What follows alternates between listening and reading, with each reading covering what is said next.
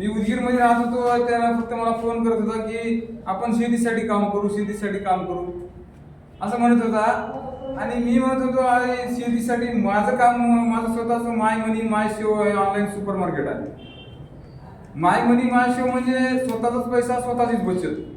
माझं तेच काम चालू आहे, याच्यात पण तेच काम चालू आहे. मग आपण शेतीमधून आपल्या सुपर मार्केटमध्ये माल आणू विषमुक्त. म्हणून यासाठी या शेतीसाठी काम करण्यासाठी मला प्रवृत्त केला आणि योग्य पद्धतीनं मार्गदर्शन करतो. शेतकऱ्याला उत्पन्न योग्य पद्धतीनं काढून देतो. स्वतः प्रत्यक्षात बघितलेलं आहे. त्याचप्रमाणे आमचे कंपनीचे जे पूर्ण प्रोडक्ट शॉपी ओनर, पूर्ण महाराष्ट्र सांभाळणारे व्यक्ती, त्या व्यक्ती या ठिकाणी आले आहेत. ते आमच्या कृष्णकांतजी भगत सर यांचे 4 शब्द आमच्या शेतकऱ्याला माहिती देण्यासाठी आमंत्रित करतो. त्यांनी 4 शब्द बोलावे.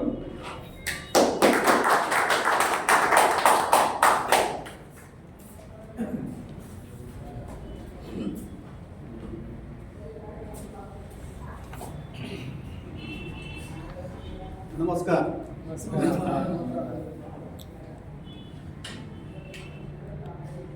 कंपनीचं नाव fresh grow wellness private limited ही आपली कंपनी आहे. त्या कंपनीचे आमचे MD सर, तसेच व्यासपीठावर बसलेले नरसिंग मेत्रे sir, सतीशजी Shinde sir, Suravase sir, कोयले सर आणि आमचे पत्रकार बंधूसुद्धा येत आहेत. त्या सर्वांचं मी आभार व्यक्त करतो. तसेच इथे बसलेले सर्व माझे शेतकरी यांना सुद्धा मी अभिवादन करतो की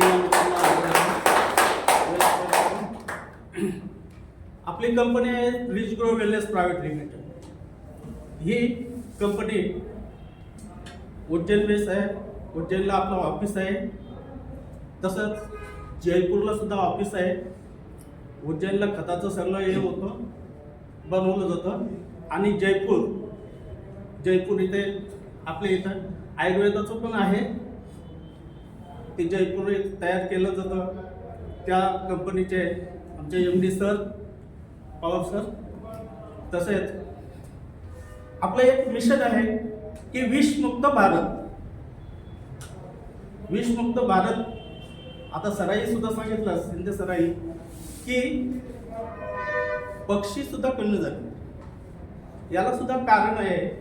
ते म्हणजे आपण झोंबला वगैरे आला किंवा मका काय असेल ते आलं तर आपण फवारणी करतो.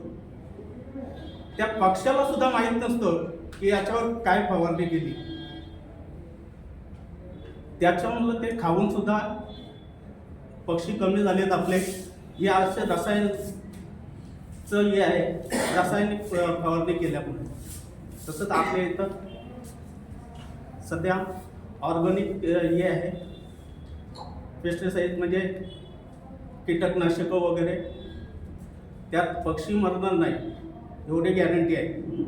तसंच औषध बनवलेलं आहे सराई आपल्या, की काही जमिनीला सुद्धा नुकसान होणार नाही याच्यासाठी खतं बनवली.